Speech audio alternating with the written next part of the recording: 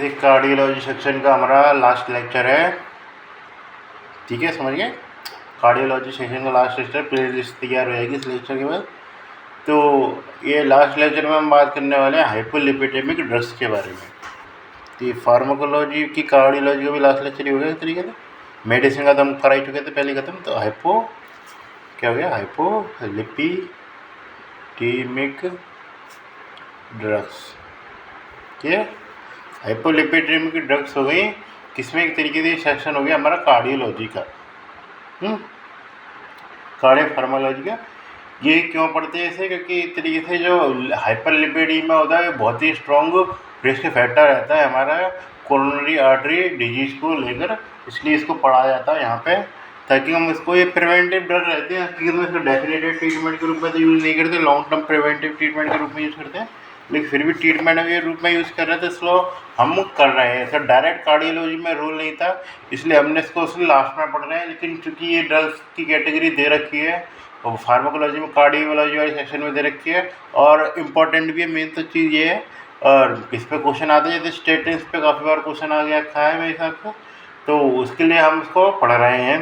काफ़ी स्टेटिन के कैटेगरी जरूर याद रखना, मेन उससे दोनों साइड इफेक्ट है, हाइपरटॉक्सिसिटी, मायोपैथी, ये जरूर याद रखना कौन कौन सी ड्रग आती है। वो काफ़ी बार वो स्टेटिन कैटेगरी नहीं पूछा, जैसे मेरे से पर्सनली आया था तो वो ड्रग्स पूछी थी, हालांकि स्टेटिन पीछे के नाम से पता लग जाती है कौन सी ड्रग है, लेकिन कम से कम 4 या 5 एग्जाम्पल पता होना चाहिए स्टेटिन में कौन कौन सी ड्रग आती हैं।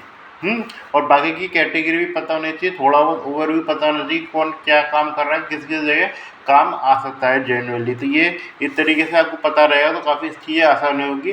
ये चीज़ को अच्छे से समझने के लिए मैं चाहता हूँ आप एक बार जो मेरा लेक्चर है इतने से लिपिड ट्रांसपोर्ट वाला, उसको ज़रूर से रिव्यू कर लें, बायोकेमिस्ट्री में है।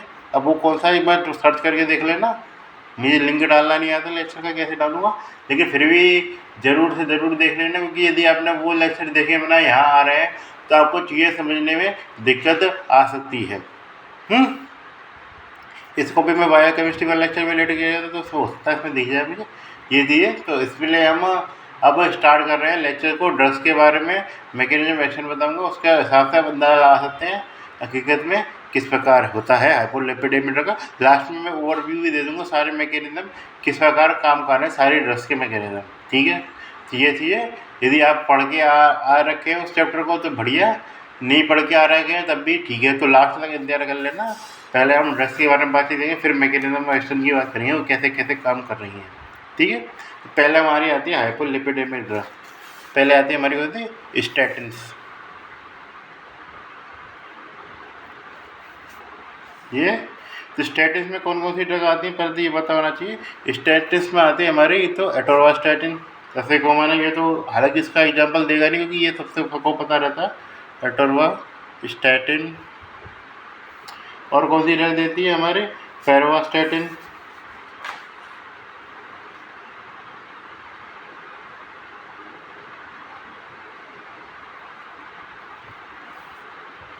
फिर आते हैं हमारी रोसुवास्टैटिन।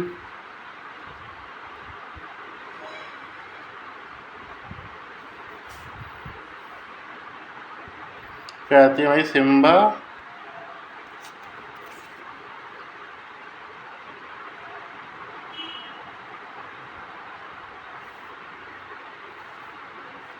एक और ड्रग मैं बताना भूल गया, रोसुवास्टैटिन की है।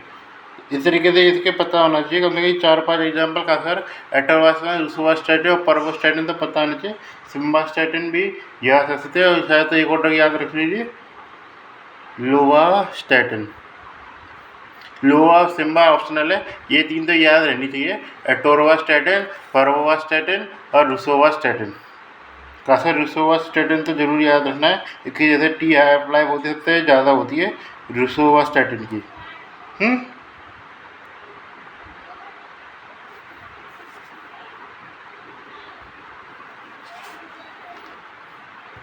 ठीक है, तो इसका मैकेनिज्म एक्शन क्या होता है, तो मैकेनिज्म एक्शन जो होता है ये इनहिबिट करता है, ये इनहिबिटर है किसका, HMG कोएंजाइम ए रिडक्टेज का।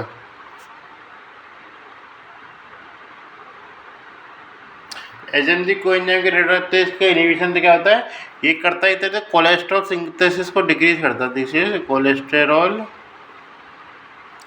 सिंथेसिस। कोलेस्ट्रॉल सिंथेसिस से क्या होगा, अब मैं बता रहा हूँ। यदि आपने पढ़ रखा है तो ठीक है, आपको समझ में आ जाएगा, नहीं तो वेट कर लेना।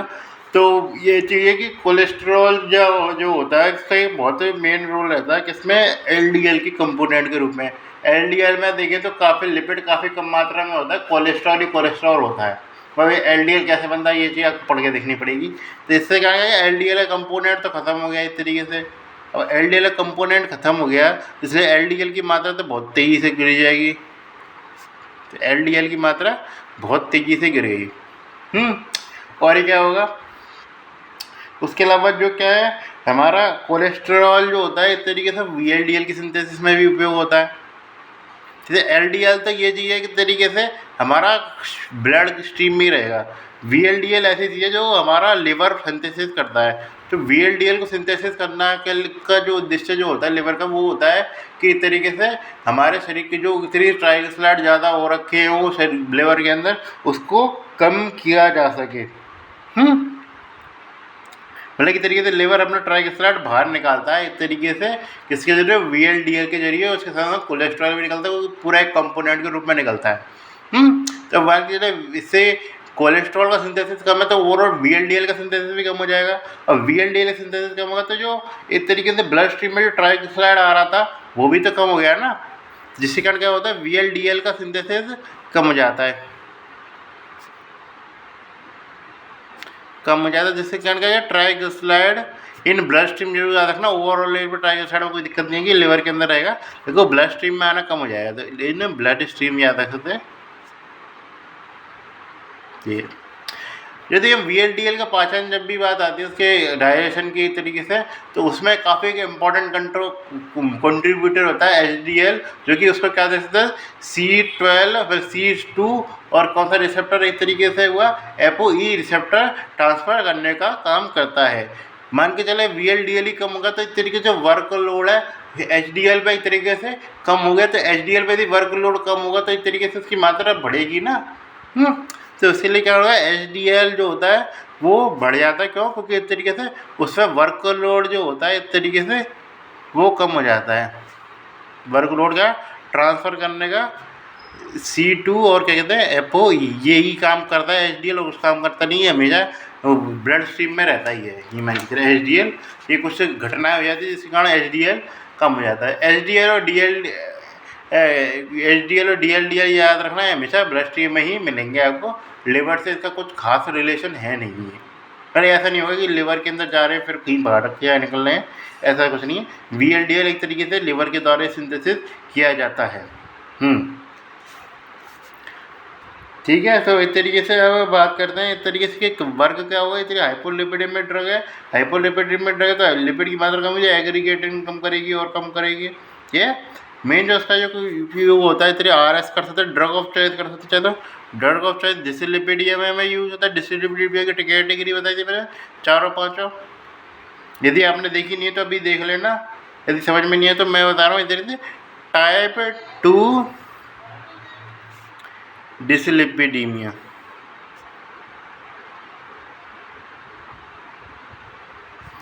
टाइप 2 डिसलिपिडीमिया में हमको क्या देखने को मिलती है, ड्रग ऑफ चॉइस के रूप में देखने को मिलती है। तो टाइप 2 डिसलिपिडीमिया में क्या होता है, तो मैं बता देता हूँ क्या होता है टाइप 2 डिसलिपिडीमिया में।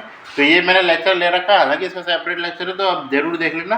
तो टाइप 2 वाली जो डिसलिपिडीमिया होती है उसमें हाइपर कोलेस्ट्रोलिनीमिया होता है। हाइपर कोलेस्ट्रोलिनीमिया तो समझ रहे तो कोलेस्ट्रॉल हाई हो रहा है तो इस तरीके से कोलेस्ट्रॉल कम किया जाता है। तो टाइप 2 डिसलिपिडीमिया या फिर तरीके से दूसरा नाम रहता है हमारा हाइपर कोलेस्ट्रोलिनीमिया।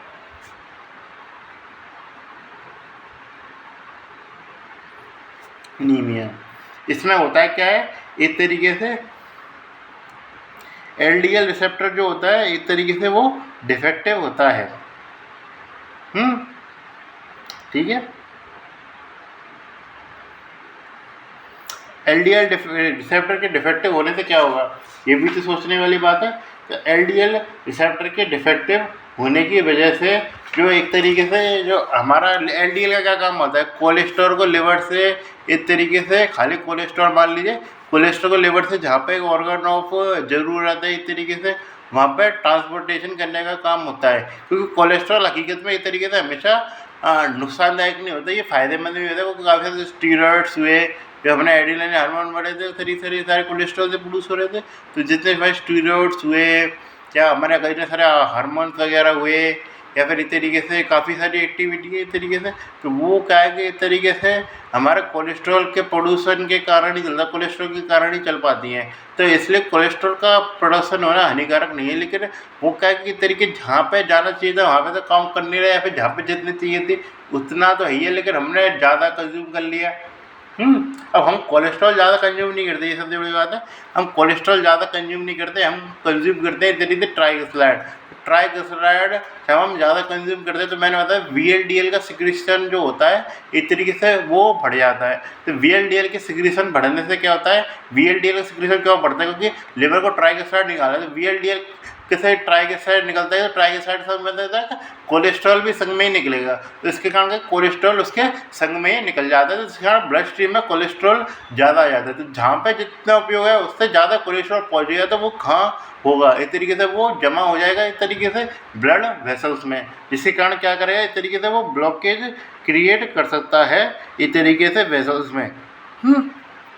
जितने हाइपरलिपिडी डिसलिपिडीमिया ये बाकी ये हकीकत में यदि किसी को डाइटरी लेवल पे इतनी दिक्कत है तो हम एक तरीके से उसमें ये ड्रग यूज करते हैं, normal most commonly use drug की जाती है, क्योंकि एक तरीके से हम यदि किसी का मोटा आदमी भी है तो हम ये नहीं सोचेंगे कि उसका ट्राइग्लिसराइड लेवल कम करना है ब्लड में, पहले हम ये सोचेंगे कि इस तरीके से उसकी एंजाइना का जो इफेक्ट है उसको कम किया जा सके। मेन जो इसका जो रोल रहता है वो एंजाइना है और किसी स्पेसिफिक रहता है, एंजाइना MI वगैरह स्पेसिफिक, तो इसलिए ये एक तरीके से मोस्ट कॉमन जो क्वेश्चन आएगा आपसे वो इसके बारे में पूछेगा। हाँ, क्योंकि काफ़ी बार होता है लिपिड के और भी काफ़ी इफेक्ट आते हैं, जैसे कोई आदमी बहुत ज़्यादा मोटा हो गया उसका भी एक तरीके से इफेक्ट है, लेकिन हम उसको कंसीडर नहीं करके चलते, वो वजन घटाए अपनी तरफ से हमने का मतलब, तो ये चीज़ें जो ऐसे है। तो इस प्रकार आप समझिए sir, drug of choice hyper cholesterolaemia जो इस तरीके से एग्रीगेटिंग इफेक्ट डालता है, इस तरीके से एग्रीगेशन करता है इस तरीके से, तो उसको रोकने के लिए या फैमिलियल केस में बात करके चलें तो हाइपर कोलेस्ट्रोलेमिया। मैं फैमिलियल डिसलिपिडीमिया के बारे में कैटेगरी बता दूं तो 4 कैटेगरी होती है, मोस्टली पढ़ते हैं हम। एक होती है हमारी टाइप 1 हाइपर कोलेस्ट्रोलेमिया। इस पे चलो इसके साइड इफेक्ट बताए तो साइड इफेक्ट जो होते हैं इस तरीके से वो रहता है इस तरीके से क्या, मायोपैथी और क्या सकता है हमारा हेपेटोटॉक्सिसिटी, इसके साइड इफेक्ट रहते हैं। ये चीज़ें चलो उसके बारे में एक्स्ट्रा एस्पेक्ट है, बाद में इसे डिस्कस करेंगे, फिर हमारे लेक्चर का मेन उद्देश्य बिगड़ जाएगा। ये हालांकि इसके बाद ही में लेक्चर लेना चाहिए तो उस टॉपिक के बाद, लेकिन अब ठीक है, अब क्या करें, फार्माकोलॉजी स्टार्ट करने में बहुत टाइम लगा दिया हमने। तो आते हैं हमारे बाइल एसिड रेजिन। ये बाइल एसिड रेजिन का क्या काम होता है, तो इस तरीके से ये बाइल एसिड का एब्जॉर्प्शन कम कर देता है, क्या करता है हमारा डिक्रीज करता है बाइल एसिड एब्जॉर्प्शन, जिसके कारण क्या होता है इंक्रीज यूज ऑफ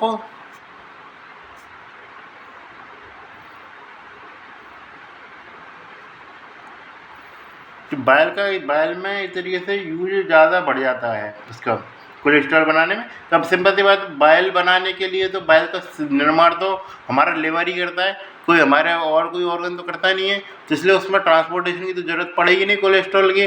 कोलेस्ट्रॉल वहीं की वहीं कंज्यूम हो गया काफ़ी ज़्यादा लिवर पे लेवल पे, जिसके कारण क्या कि वो उतना आगे जाएगा नहीं। तो इसके क्या एक तरीके से साइड इफ़ेक्ट होते हैं, हाँ साइड इफ़ेक्ट तो मतलब लिवर के लेवल पर को साइड इफ़ेक्ट है वो नहीं देखने को मिलेंगे। इस तरीके से लिवर पे इस तरीके से कोई इम्पैक्ट ही नहीं आया ना, तो इसका क्या लिवर पे यदि हेपेटोटॉक्सिसिटी डेवलप हो रखी हो तो इस तरीके से आपको ये चीज़ कर सबसे बढ़िया ड्रग रहेगी इस तरीके से ये, क्योंकि लिवर या इस तरीके से थोड़ा सा बाइल डक्ट में कोई दिक्कत वगैरह हो रखी हो तब कर सकते हैं, लेकिन इसके साइड इफेक्ट बहुत ज़्यादा है, क्योंकि बाइल एसिड का रिजॉर्प्शन को घटा नहीं सकता, हमारे विटामिन GI से डेवलप हो जाता है, और उसके अलावा काफ़ी सारे जो होता है हमारे फैट सोल्यूबल विटामिन, उसका भी एब्जॉर्प्शन कम हो जाता है। तो इस साइड इफेक्ट की बात करें तो इस तरीके से लिवर से रिलेटेड नहीं मिलेगा, मेन जो मिलेगा इस तरीके से क्या रहेगा, डिक्रीज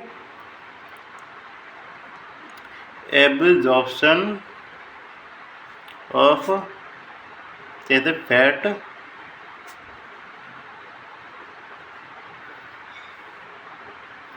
क्योंकि जो बाइल एसिड होते हैं उसमें विटामिन भी रहते हैं। यदि मान के चल बाइल एसिड ऑब्जर्वेशन नहीं हुआ तो विटामिन का ऑब्जर्वेशन भी नहीं हो पा रहा। और क्या चीज़ देखने को मिलती है हमको, GI एसिड देखने को मिलता है। ओके, इस तरीके से बाइल काफ़ी इंपॉर्टेंट चीज़ है एक तरीके से पचाने के लिए। इस तरीके से इसमें ड्रग्स कौन सी आती है इसमें बारे में मेंशन करानी। ड्रग आती है हमारी तो कोलेस्ट्रायामीन याद रखेगा मेरे लिए, और दूसरी आती है कोलेस्टिपोल।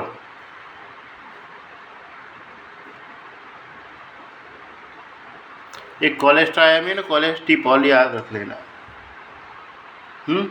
फिर एक हमारी सेपरेट ड्रग आती है इस तरीके से जो कि कोलेस्ट्रॉल एब्जॉर्प्शन को घटाने की है, जिसका नाम है हमारे इजेटिमिवे। इसको भी याद रखता है इजेटिमिवे, जो क्या करती है इस तरीके से एब्जॉर्प्शन वाली साइड ही ये कहेगा कोलेस्ट्रॉल एब्जॉर्प्शन को कम करती है।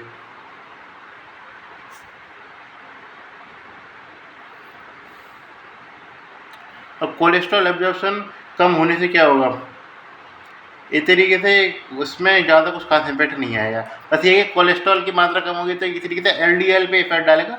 HDL और क्या कहते हैं ट्राइग्लिसराइड पे उसका कुछ खास इम्पैक्ट होता नहीं है, क्योंकि इस तरीके से वो ट्राइग्लिसराइड से ज़्यादा रिलेट करती है, लेकिन ट्राइग्लिसराइड की साइकिल पर कुछ इम्पैक्ट नहीं डाला है।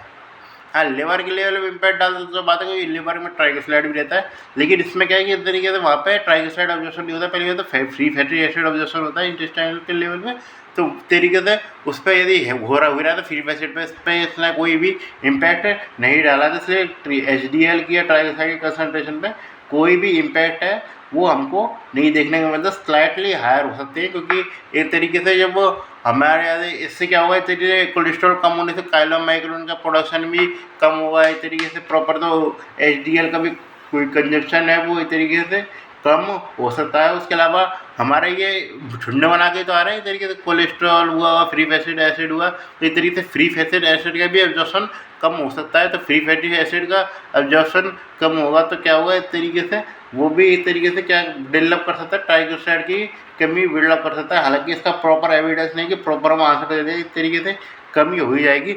स्लाइटली कमी हो सकती है, नहीं भी हो सकती है। तो मेन चीज़ इसमें कोलेस्ट्रॉल ऑब्जॉर्प्शन है, तो कोलेस्ट्रॉल का मतलब LDL लगा के चलिए, क्योंकि सीधे यदि ब्लड स्ट्रीम की बात करें तो जिससे क्या होगा, LDL की मात्रा में कमी आ जाएगी। साइड इफेक्ट की बात करके चलें तो इसमें कुछ ज़्यादा साइड इफेक्ट नहीं आता, बस डायरिया डेवलप हो सकता है, क्योंकि इंटेस्टाइन पे इफेक्ट डाल रहा और कहीं डाल नहीं रहा साइड इफेक्ट के नाम पे। हाँ, फिर आते हैं हमारी दूसरी एक और ड्रग कैटेगरी, फीवरेट्स। फीवरेट्स में क्या होता है ये चीज़ पता होना चाहिए। फीवरेट्स की भी ड्रग्स के नाम पता होने चाहिए कुछ थोड़ी, जैसे मैंने उसकी बताया स्टेटिंग, तो स्टेटिंग के बाद सबसे इंपॉर्टेंट आती है कैटेगरी के बाद फीवरेट्स की।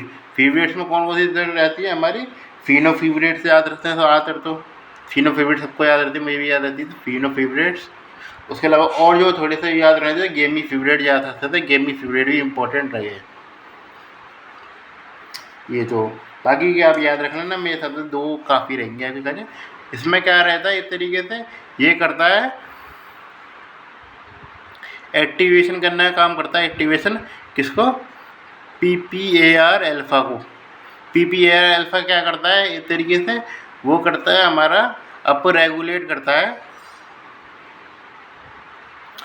किसको, लाइपोप्रोटीन लाइपेज को। लाइपोप्रोटीन लाइपेज पता है आपको,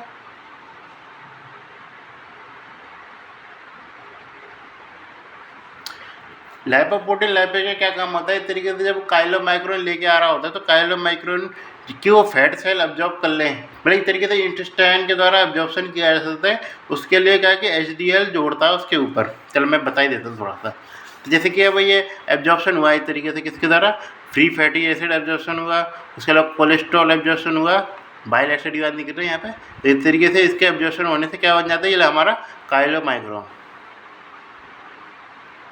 काइलोमाइक्रोन बन गया, तो काइलोमाइक्रोन को लेकर उस पर जोड़ने का काम करता है C2, दिखाई तो दे रहा है ना, C2 और कहता है ApoE जोड़ने का काम करता है कौन, HDL हमारा।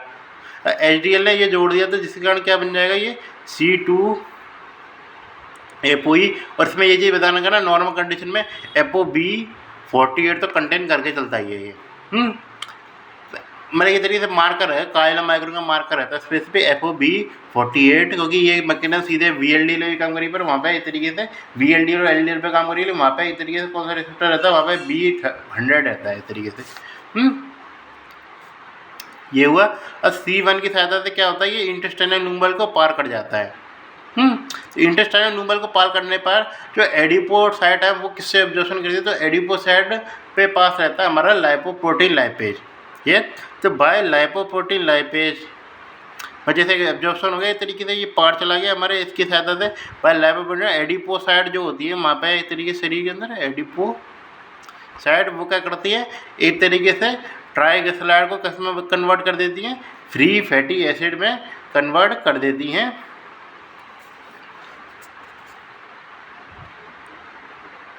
फ्री फैटी एसिड में कन्वर्ट करेंगे भाई, इस तरीके से ट्राइग्लिसराइड का एब्जॉर्प्शन कर लेती हैं।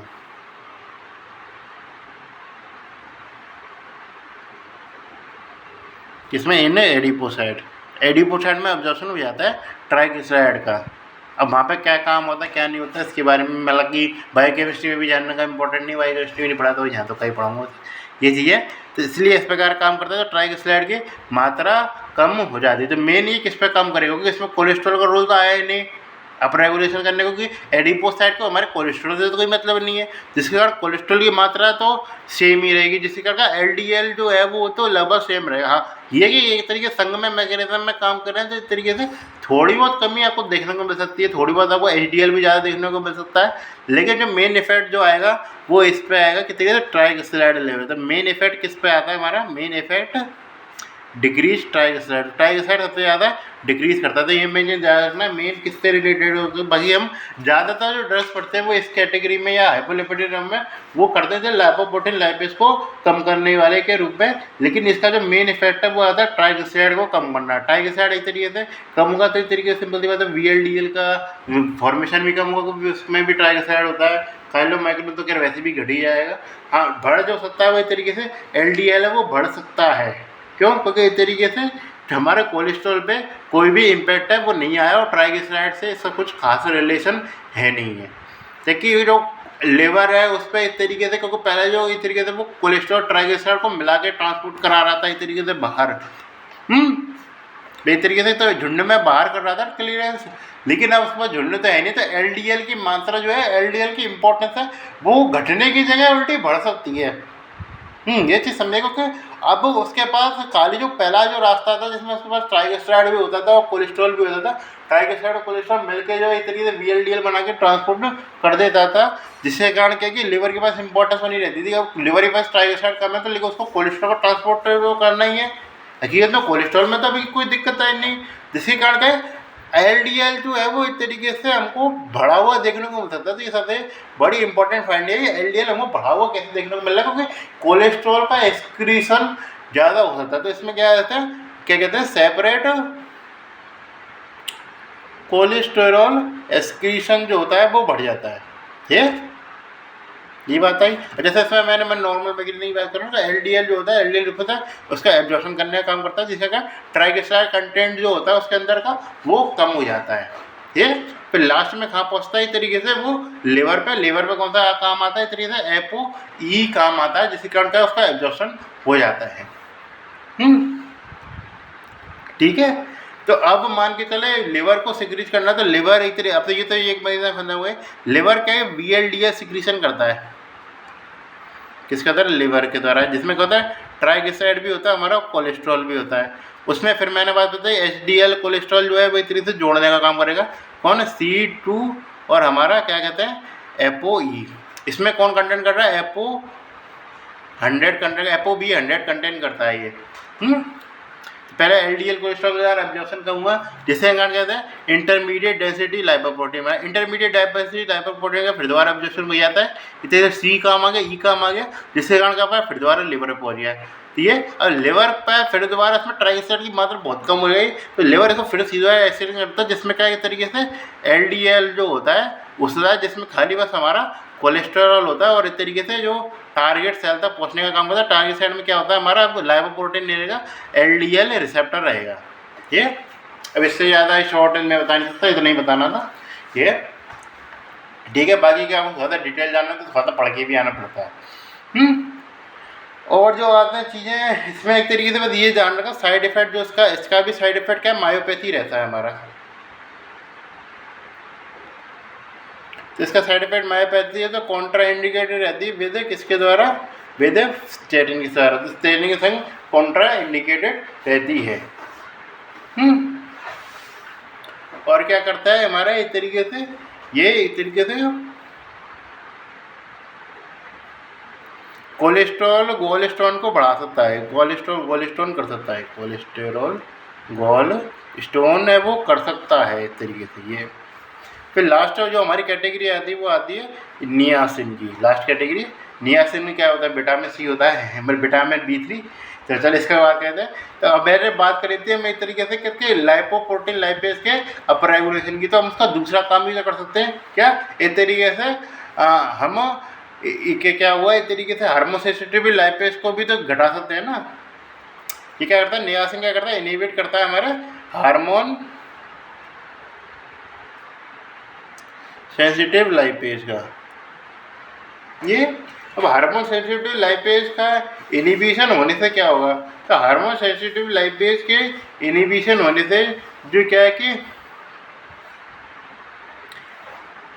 जो है फ्री फैटी एसिड का जो सिक्रीशन करती है हमारी एडिपोसाइड हमारा किसमें, ब्लड में, क्योंकि एक तरीके से एक लिमिटेड लेवल पे ही हमारा एडिपोसाइड अब्जॉर्प्शन करती है, फिर एक्सक्रीशन करने लग जाती है ब्लड स्ट्रीम में, जिसके कारण फैट की मात्रा इंक्रीज देखने को मिलती है।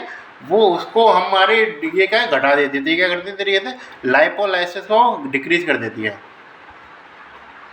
इसके बाद फैट की मात्रा नॉर्मल लेवल में कम हो जाती है, जिसमें एक तरीके से आपका मान के चलो कुछ भी इफेक्ट नहीं आया, किसी में कोई इफेक्ट नहीं पड़ा, ना एलडीएल में पड़ा कुछ खास, ना एचडीएल पे पड़ेगा भी तो बराबर से ही पड़ेगा, कुछ खास में अंतर पड़ेगा नहीं, लेकिन आपका जो काम जो करना था आपको वो हो गया।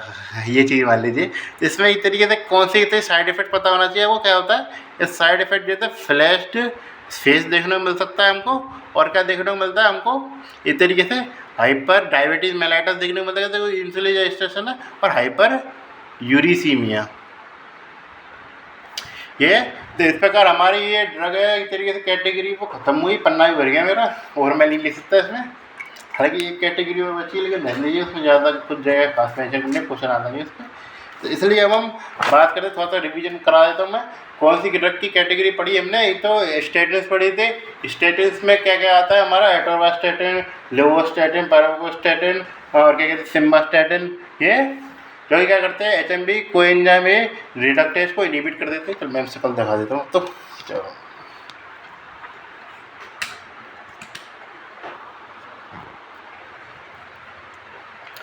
तो हमने इस तरीके से कैटेगरी पढ़ी, कौन कौन सी स्टैटिन्स पढ़ी, एटोरवास्टैटिन, पैराबोस्टैटिन, एम्बुस्टैटिन, ये पढ़ी। क्या मैकेनिज्म होती है इनकी, एचएमजी कोएंजाइम रिडक्टेज को इनहिबिट करती है, कोलेस्ट्रॉल सिंथेसिस है वो घट जाता है। एक तो आप उपयोग इसके बारे में याद रख सकते हैं, इसके उपयोग में एंजाइना, मायोकार्डियल इन्फेक्शन, इसमें प्रोफाइलेटेड रहे।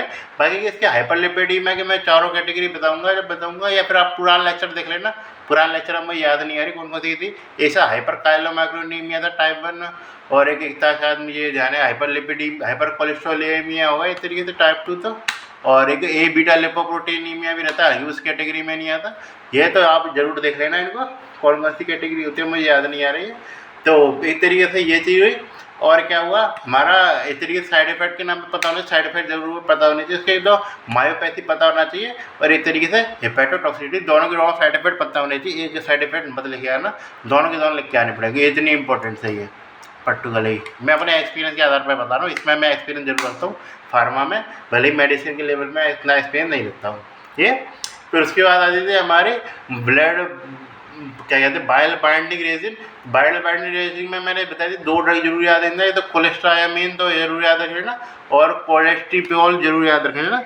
कोलेस्टिपोल जरूर याद रख लेना। तो कोलेस्ट्रायामीन भी एक या एक तो याद रहनी चाहिए कम से कम। तो कोलेस्ट्रायामीन और कोलेस्टिपोल जरूर याद रख लेना। इसमें ड्रग में ये क्या करते हैं, इस तरीके से बाइल एसिड का एब्जॉर्प्शन ही कम कर देते हैं, जिसके कारण क्या कि बाइल बनाना है तो कोलेस्ट्रॉल ज़्यादा कंजप्शन करना पड़ेगा लिवर को, जिसके कारण लिवर में ही कोलेस्ट्रॉल की कमी हो जाएगी। और लिवर में कोलेस्ट्रॉल की कमी यानी कि इस तरीके से एलडीएल की तो कमी हो गई है। उस पर हमको काफ़ी कुछ इम्पैक्ट खासकर हमको देखने को नहीं मिलेगा जो है इस तरीके से एलडीएल पे। क्यों एचडीएल पे, क्योंकि इस तरीके से वो लिवर का बड़े एलडीएल का ये मेन होता है कोलेस्ट्रॉल ट्रांसपोर्टेशन का। हाँ, ये कि स्लाइटली वो इंक्रीज हो सकता है, क्यों क्योंकि इस तरीके से वीएलडी का सिक्रीशन है वो भी स्लाइटली डिक्रीज हो जाएगा। ठीक है, थोड़ी बहुत टर्मिनोलॉजी पता होनी चाहिए आपको। ये खासन मैकेनिज्म बीमारी वगैरह याद रखे नहीं रखे, कम से कम ये चीज़ तो याद रखनी होती है। बीमारी भी याद होनी चाहिए, वैसे उसका भी सेपरेट लेक्चर रखा मैंने ये। फिर आती है हमारी एक और कैटेगरी जिसका नाम है इफ़ा क्या पढ़ते हैं इस तरीके से इजेटीमीवे। इजेटीमीवे का क्या काम होता है, एक तरीके से जो कोलेस्ट्रॉल का एब्जॉर्प्शन ही कम कर देता है, जिसके कारण ओवरऑल लेवल पे कोलेस्ट्रॉल की कमी हो जाएगी। ये एलडीएल की कमी नहीं, कोलेस्ट्रॉल मतलब एलडीएल है। इस तरीके से इजेटीमीवे जो इस तरीके से डायरिया इस तरीके से इंटेस्टाइनल एपिथेलियम में काम कर रहा है, डायरिया करता है। वो वाला पहला क्या कर सकता है, इस तरीके से फैट सोल्यूबल विटामिन की कमी कर सकता है, और जीआई एसिड कम कर सकता अपसेट कर सकता है, क्योंकि बाइल एसिड का काफ़ी बड़ा योगदान होता है पाचन की क्रिया में। तो ये तो बाइल एसिड की मात्रा तो कम हो जाएगी ना उसमें, भले ही कंपेंसेशन के नाम पे कितना भी हो। मान के चलिए टॉक्सिसिटी होगी बहुत ज़्यादा, एब्जॉर्प्शन कम हो गया बाइल एसिड का, तो इस तरीके इसका इम्पैक्ट तो देखने को मिलेगा ही ना। को एब्जॉर्प्शन कम हो रहा है तो इस तरीके एब्जॉर्प्शन किया जा रहा है नॉर्मल केस में भी, तो ऐसे फालतू काम के लिए तो किया नहीं जा रहा, उसका पाचन के लिए किया जा रहा है। तो ये चीज़ है। फिर आते हैं हमारे फिनोफेवरेट, जिसमें एक तरीके से मतलब फेवरेट आते हैं। फिनोफेवरेट जरूर याद रखना और गेमी फेवरेट भी याद रख लेना। ये इसका क्या काम होता है, इस तरीके ये क्या करती है हमारे लाइपोप्रोटीन लाइपो इसकी सेंसिटिविटी को बढ़ा देती है, जिसके कारण क्या है हमारा ट्राइग्लिसराइड लेवल बहुत तेज़ी से कम होता है, क्योंकि ट्राइग्लिसराइड का बहुत ज़्यादा कंज्यूम किया जाता है किसके द्वारा, एडिपोज टिश्यू के द्वारा। ठीक है, इसलिए एडिपोज टिश्यू के द्वारा एब्जॉर्प्शन करने का काम करता है। इस तरीके से क्या जाता है हमारे lipoprotein lipo adipose tissue lipolysis करके उसको फ्री फैटी एसिड को ब्लड में रिलीज करती है हार्मोसैचुरेटेड लाइपेज के द्वारा। तो हार्मोसैचुरेटेड लाइपेज को इनहिबिट करके आप फैटी एसिड की मात्रा कम कर सकते हैं। वो किसके द्वारा किया जाता है, हमारा इस तरीके नियासिन के द्वारा किया जाता है, या फिर इस तरीके से आप एब्जॉर्प्शन को बढ़ा के भी कर सकते हैं। वो किसके द्वारा किया जाता है, हमारे फेवरेट के द्वारा किया जाता है, जिसमें इस तरीके से मेन ध्यान रखना है। इस तरीके से जो फेवरेट का मेन जो मैकेनिज्म एक्शन काम करता है वो करता है इस तरीके से हमारे ट्राइग्लिसराइड को कम करने में। एलडीएल में कुछ खास इसका रोल नहीं रहता नहीं है। इसमें एक सिम्पल में मायोपैथी डेवलप होती है, जिस कारण को फेवरेट और स्टेटनिन को कभी भी एक संग हम नहीं देते हैं। नियासिन के साइड इफेक्ट पता होना चाहिए। ये तो फेशियल फ्लशिंग होती है, किसके कारण होती है, प्रोस्टाग्लैंडिन E2 के इस तरीके हाइपर सिक्रेशन के कारण हो जाती है। उसके अलावा इंसुलिन रेजिस्टेंस में देखने को मिलता है, डायबिटीज मिलाटी हाइपरग्लाइसीमिया देखने को मिल सकता है, या फिर क्या देखने को मिलता है, आपको हाइपर यूरिसीमिया भी देखने को मिल सकता है। तो इसलिए हमारा ये सेक्शन है वो कार्डियोलॉजी का ख़त्म हुआ ये। तो इस प्रकार आप चीज़ों को कर सकते हैं, क्या है क्या नहीं है ये चीज़ है। थोड़ा बहुत मैं शायद बता देता हूँ एक बार डिजीज़ के बारे में, कौन कौन सी डिजीज़ थी तो हमें देखना पड़ेगा कौन सी डिजीज़ थी। हाँ, ये तो एक तो पहले थी हमारी हाइपर काइलोमैग्रेनिया टाइप 1 में। हाइपर काइलोमैग्रेनीमिया में क्या देखने को मिलता है, आपको लाइपोप्रोटीन लाइपेज जो होता है इस तरीके से उसकी डेफिशिएंसी हो जाती है, या C2 की डेफिशिएंसी हो जाती है। इस तरीके से जो एब्जॉर्प्शन जो इस तरीके से बात कर रहा था मैं शुरुआत वाली कंडीशन में, तो इस तरीके से एडिपोज टिश्यू में इस तरीके इंटेस्टाइनल में एब्जॉर्प्शन हुआ, इससे एडिपोज टिश्यू तक पहुँच गई, वो पाथवे खराब हो गया, जिसके करके काइलोमैक्रोन या ट्राइग्लिसराइड रहता है उसके अंदर, उसकी मात्रा है वो बहुत ज़्यादा बढ़ जाती है। कोलेस्ट्रॉल भी आपको ज़्यादा देखने को मिल सकता है, क्योंकि उसका भी अभी तक एब्जॉर्प्शन हुआ नहीं है। ये चीज़ है। बाकी उसके बाद टाइप 2 में क्या देखने को मिलता है आपको, टाइप 2 में हाइपर कोलेस्ट्रोलेमिया देखने को मिलेगा सीधे। तो उसमें तो सीधे वही ड्रग आती है, स्टेटिन यूज़ करते हैं। इसमें क्या चीज़ होती है, इतनी डिफेक्ट किस में आता है, तो इस तरीके से एलडीएल रिसेप्टर में डिफेक्ट आता है इस तरीके से, जो क्योंकि मैंने बताया हाइपर कोलेस्ट्रॉल का मतलब एलडीएल मानी चलिए, तो एलडीएल को जहाँ टारगेट जगह पर पहुँचना था वहाँ वो पहुँच नहीं पाया, क्योंकि इस तरीके से उसके रिसेप्टर में ही कमी थी इस तरीके से, क्योंकि उसके पास रिसेप्टर नहीं थे। तो जिसको लेना था उसके बाद मतलब हमने हाथ तो फैला दिया कटोरा, लेकिन भाई आपके पास कटोरा ही नहीं है भीख मांगने के लिए। अब ये तो ज़्यादा गलत सेंस हो गया इस तरीके से, लेकिन ये चीज़ हो गया इस तरीके से। कुछ व्यवस्था भी तो होनी चाहिए ना कुछ आप लेने के लिए कुछ ना कुछ चाहिए, आपको लेना है कुछ सामान, लेकिन आगे पास कुछ है ही नहीं है उसको लेने के लिए, सामान लेने चले गए पैसे नहीं है, इस तरीके से ये चीज़ जाती जब में रहेगा। हालांकि वो सब मैच उतना कर नहीं रहा, तो ये चीज़ें तो इस प्रकार अब काम करता है हाइपर कोलेस्टेरोमिया टाइप 2 डिस्लिपिडेमिया डेवलप हो सकता है।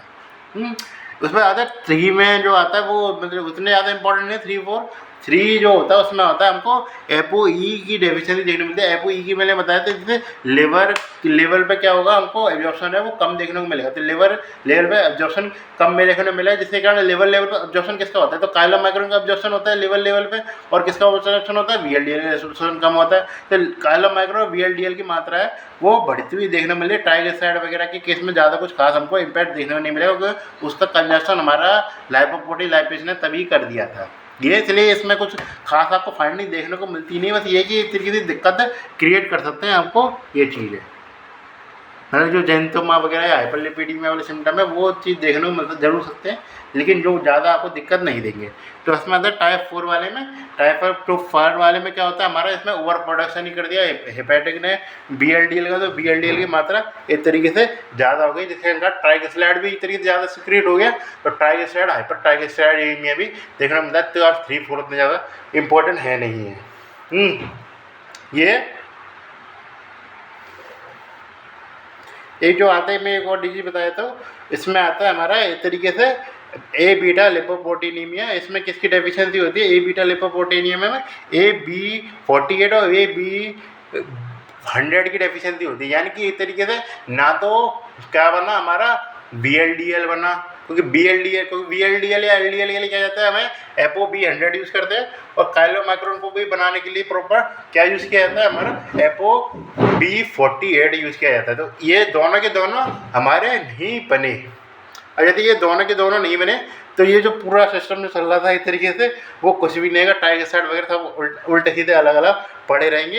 एक चीज़ की मात्रा हमको ज़्यादा देखने को मिलेगी, एक चीज़ करना HDL, वो HDL अब फ्री हो गया हमारे, उसके काज है कोई हमको जरूरत पसंद इस तरीके से लोड है नहीं है उसके ऊपर, ये चीज़ है। इसलिए थोड़ा सा बेसिक वगैरह पता होना चाहिए, क्लिनिकल फीचर वगैरह आप देखना तो तभी देखना, ये चीज़ है। तो इस तरीके से हमारी कार्डियोलॉजी खत्म हुई। ठीक है, बढ़िया, चलो।